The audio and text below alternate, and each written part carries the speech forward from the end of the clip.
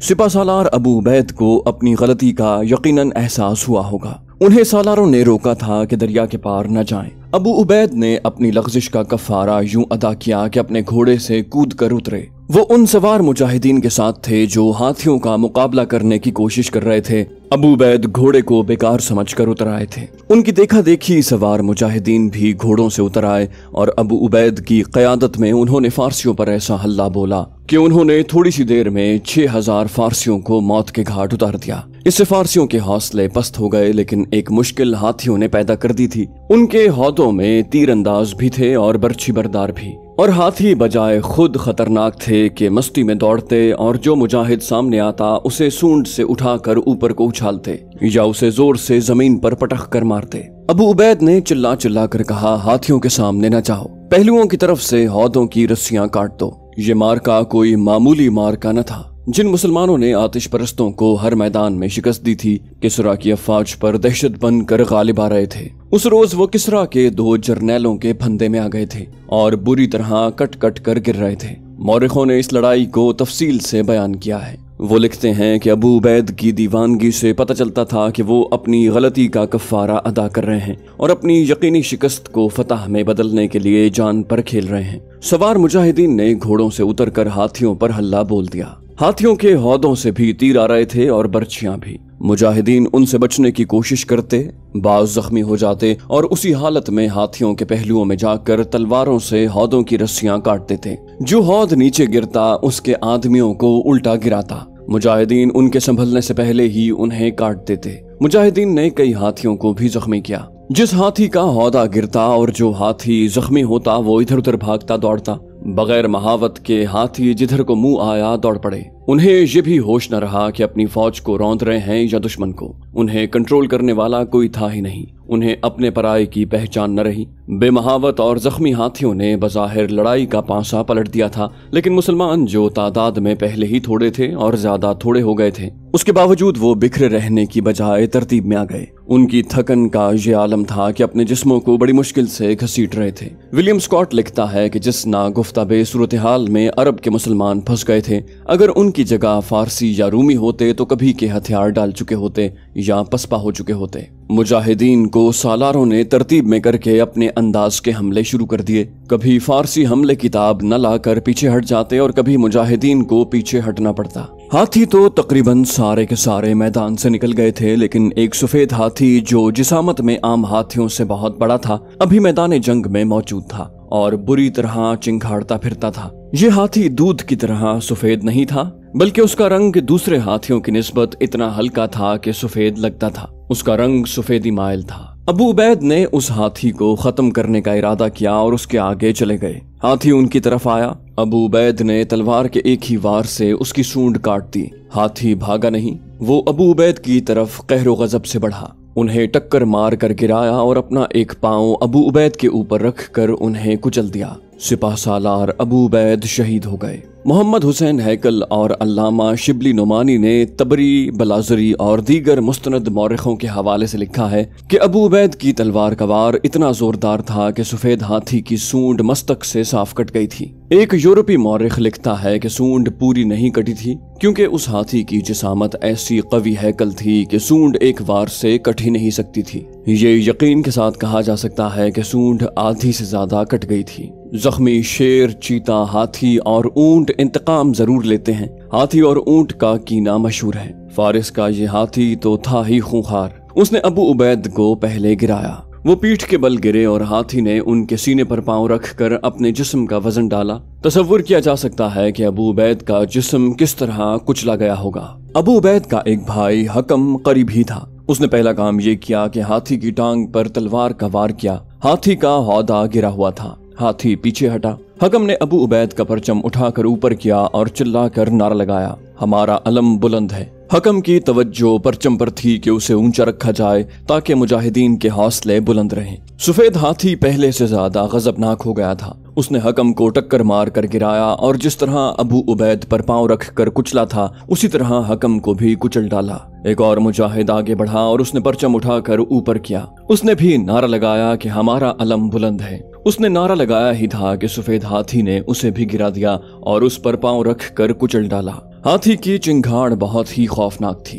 फिर एक और मुजाहिद आगे बढ़ा। उसने परचम उठाकर बुलंद किया। परचम खून आलूद हो गया था। उस मुजाहिद ने परचम बुलंद किया तो सफेद हाथी ने उसे भी गिरा कर कुचल डाला। अबू उबैद की शहादत के बाद यक बाद दीगरे 7 मुजाहिदीन ने परचम उठाकर बुलंद किया और हाथी ने हर एक को कुचल डाला। मुश्किल ये थी कि हाथी से बचने के लिए भागने की जगह नहीं थी। वहां की जमीन लाशों और बेहोश जख्मियों से अटी पड़ी थी। जख्मों से गिरे हुए घोड़े भी पड़े हुए थे। चलने को जगह न थी। ये 7 मुजाहिदीन जिन्हें अबू उबैद के बाद हाथी ने कुचला था, अबू उबैद के हम नस्ब और हम कबीला थे, बल्कि अबू उबैद के ही खानदान बनु सकीफ के थे। अबू उबैद की बीवी दूमा का वो ख्वाब पूरा हो चुका था जिसमें उसने देखा कि आसमान से एक आदमी हाथ में शराबे तहूर लिए हुए उतरा। अबू उबैद और चंद और अहले सकीफ ने सुराही से शराबे तहूर पी। दूमा ने ये ख्वाब अपने शौहर अबू उबैद को सुनाया तो उन्होंने कहा कि ये शहादत का इशारा है। दूमा ने ख्वाब में अबू उबैद के साथ उन्हीं 7 आदमियों को शराबे तहूर पीते हुए देखा था। मुसन्ना बिन हारिसा कुछ दूर थे।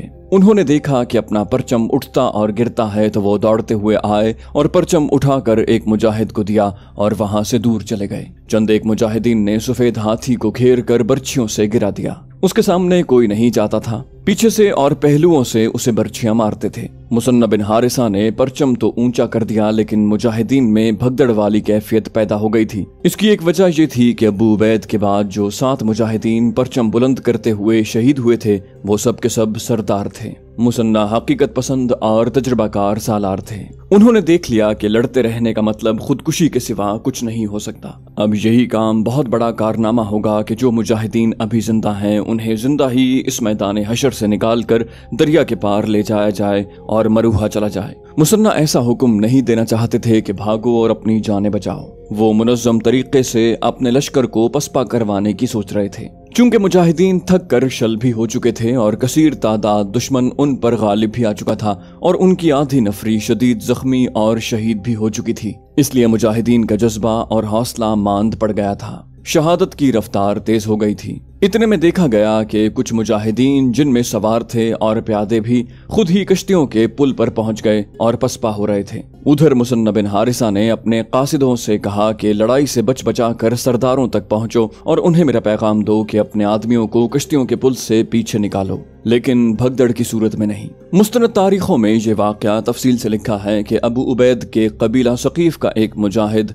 अब्दुल्लाह बिन मरसद सकफी कहीं करीब खड़ा था। एक तो उसने देखा कि कुछ सवार और प्यादा मुजाहिदीन पुल के रास्ते भाग रहे हैं और उसके साथ ही ये सुन लिया कि मुसन्ना बिन हारिसा सरदारों को पसपाई का हुक्म दे रहे हैं। अब्दुल्ला बिन मरसद बड़ा ही जोशीला मुजाहिद और रसूल करीम सल्लल्लाहु अलैहि वसल्लम का दीवाना वार शैदाई था। वो दौड़ा गया और तलवार से कश्तियों के पुल के रस्से काट दिए। पुल के उस सिरे की इब्तिदाई 5-6 कश्तियां पुल से अलग हो गईं। मुसन्ना बिन हारिसा ने गुस्से से पूछा, इब्न मरसद, ये तूने क्या किया है? खुदा की कसम तू चाहता है कि हम सब आतिश परस्तों के हाथों कट मरें? अब्दुल्ला बिन मरसद ने जवाब दिया, हाँ इब्न हारिसा, मैंने वापसी का रास्ता बंद कर दिया है। अबू उबैद और उसके बाद 7 सरदार शहीद हो गए हैं। वो सब सकफी थे। मैं भी सकफी हूँ। जिस तरह हमारा सिपाह सालार शहीद हुआ है और जिस तरह हमारे सरदार शहीद हुए हैं उसी तरह हम सब लड़ते हुए शहीद होंगे। अब्दुल्ला सकफी घोड़े पर सवार हुआ और बड़ी ही बुलंद आवाज से ऐलान करने लगा, अरब के लोगों, अल्लाह के रसूल सल्लल्लाहु अलैहि वसल्लम के इताअत गुजारो, अपने सालारों और सरदारों की तरह लड़ते हुए जाने दे दो। वापसी का रास्ता बंद हो चुका है। मुजाहिदीन का हौसला पहले ही टूट चुका था। उन्होंने जब सुना कि पुल तोड़ दिया गया है तो रहा सहा हौसला भी न रहा। बाज दरिया की तरफ दौड़े और दरिया में कूद गए। दरिया पूरे जोश में था।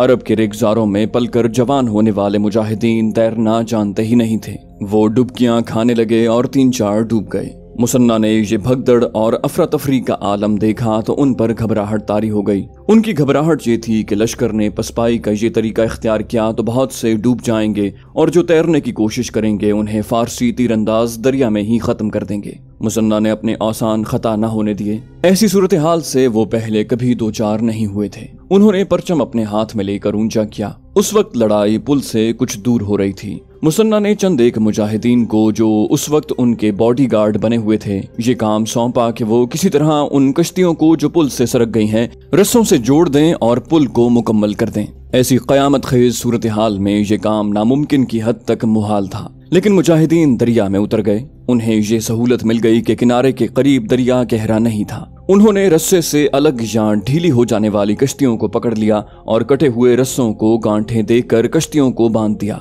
मुसन्ना ने खुद ऐलान किया, मुजाहिदो, दरिया में मत कूदो, पुल बन गया है, मैं दुश्मन को रोके रखूंगा, आराम से पुल पर से गुजर जाओ। ये ऐलान तमाम मैदान जंग में पहुंचाया गया। मुजाहिदीन से कहा गया कि वो भागे नहीं, लड़ते हुए पीछे हटते आएं और पुल तक पहुंचे। मुसन्ना बिन हारिसा ने अपने मुहाफिज दस्ते के मुजाहिदीन और चंद और मुजाहिदीन को अपने साथ रखा। कुछ तीरंदाज भी अपने दाएं बाएं खड़े कर दिए। मुजाहिदीन मैदान से निकलकर पुल पर आने लगे। फारसी इनके ताकुब में आते थे तो मुसन्ना और उनके साथ खड़े मुजाहिदीन उन्हें रोक लेते थे। मुसलमान तीरंदाज उन्हें तीरों का निशाना बनाते थे। इस तरह पीछे हटने वाले मुजाहिदीन पुल पर से गुजर जाते। मुसन्ना और उनके जांबाज और तीरंदाज पुल से जरा आगे दुश्मन से लड़ते रहे और मुजाहिदीन दौड़ दौड़ कर पुल से गुजरते रहे। फारिस के तीरंदाज पुल पर जाने वाले मुजाहिदीन पर तीर चलाते थे, लेकिन मुसलमान तीरंदाजों ने तीरों की बौछार से उन्हें पीछे हटा दिया। फारसियों ने पुल का रास्ता रोकने की बहुत कोशिश की, लेकिन मुसन्ना और उनके जांबाज जिस कहर और गजब से लड़ रहे थे उससे फारसी आगे नहीं आ सकते थे।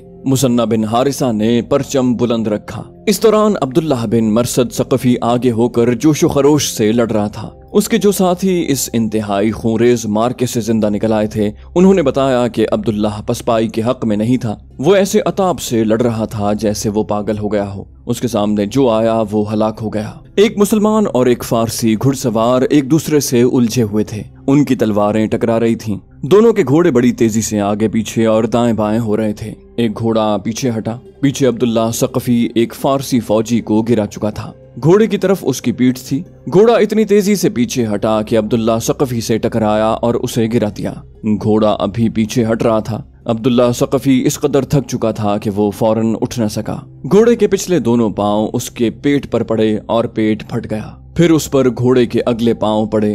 अब्दुल्लाह सकफी बुरी तरह कुचला गया और शहीद हो गया। मुजाहिदीन तेज दौड़ते हुए पुल तक पहुंच रहे थे।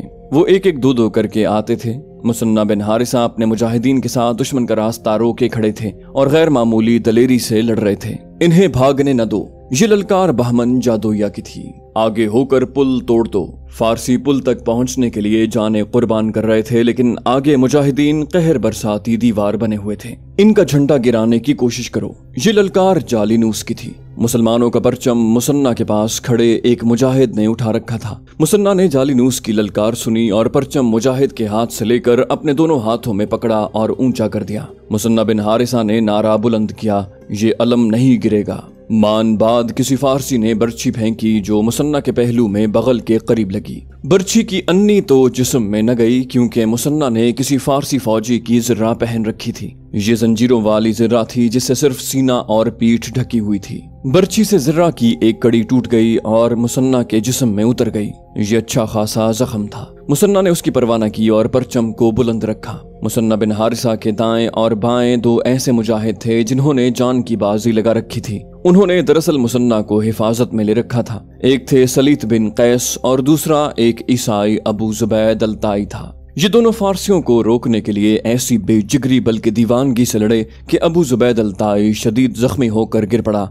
और सलीत बिन कैस शहीद हो गए। आखिर तमाम जिंदा मुजाहिदीन पुल पर से गुजर गए। मुसन्ना बिन हारिसा के जख्म से खून बह रहा था और जख्म तकलीफ भी दे रहा था, लेकिन उन्होंने जख्म की तरफ ध्यान ही न दिया और अपने साथियों को पुल पर ले आए। तीरंदाजों को पीछे रखा ताकि वो फारसियों पर तीर बरसाते रहें और पीछे भी हटते रहें। मुसलमानों का जानी नुकसान तो होशरुबा था, लेकिन फारसियों का नुकसान भी कुछ कम नहीं था। वो अब आगे आने की जरूरत नहीं कर रहे थे, अलबत्ता उनके तीरंदाज तीर फेंक रहे थे। मुसलमान दौड़ते हुए पुल पार कर गए। पीछे देखा, पुल के उस सिरे पर फारसियों का हुजूम था। वो मुसलमानों का शदीद ताकुब करना चाहते थे। मुसन्ना बिन हारिसा के कहने पर पुल के रस्से काट दिए गए थे और चंद एक कश्तियों को तोड़ दिया गया। मुजाहिदीन की गिनती की गई। 9000 में से सिर्फ 3000 जिंदा वापस आए थे। शदीद जख्मियों को वापस न लाया जा सका। सलीत बिन कैस, अबू जैद अंसारी, अकबा बिन कब्ती, यजीद बिन कैस अल अंसारी, अब्दुल्लाह बिन कब्ती और अबू उमैया अनफराजी जैसे नामवर सहाबी इस लड़ाई में शहीद हो गए।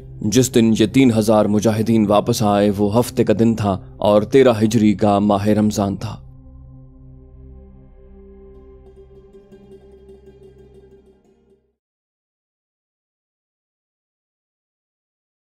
तो दोस्तों ये थी हमारी आज की एपिसोड। उम्मीद करते हैं आपको हमारी कहानी पसंद आई होगी। जाने से पहले इस वीडियो को लाइक कीजिए और शेयर करना मत भूलिए। कमेंट करके हमें बताइए कि आपको हमारी वीडियो कैसी लगी। और अगर अभी तक आपने इस चैनल को सब्सक्राइब नहीं किया तो इसे सब्सक्राइब कीजिए और बेल आइकन दबाकर ऑल नोटिफिकेशंस ऑन कर लीजिए।